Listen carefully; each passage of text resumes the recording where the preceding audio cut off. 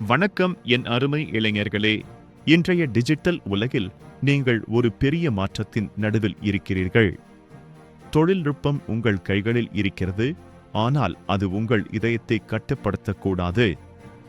இதோ இன்றைய டிஜிட்டல் யுகத்திற்காக நான் உங்களுக்கு வழங்கும் சில சிந்தனைகள். முதலாவதாக, உங்கள் ஸ்மார்ட் போனுக்கு நீங்களே எஜமானனாக இருங்கள்.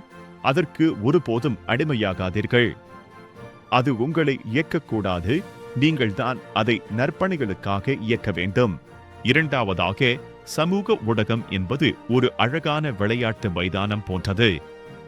அதில் தாராளமாக விளையாடுங்கள், புதியவற்றை தெரிந்து கொள்ளுங்கள். ஆனால் அந்த மாய உலகத்தில் உங்கள் ஆன்மாவையும் உங்கள் நிஜமான தனித்துவத்தையும் இழந்து விடாதீர்கள்.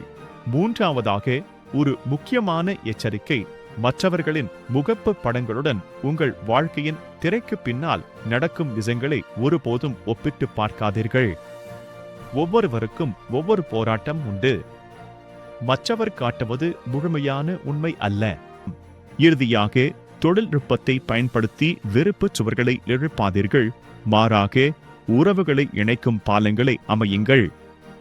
அன்பு ஒன்றே அனைத்தையும் வெல்லும். இறைவன் உங்களை ஆசீர்வதிப்பாராக. எப்போதும் மகிழ்ச்சியாக இருங்கள்.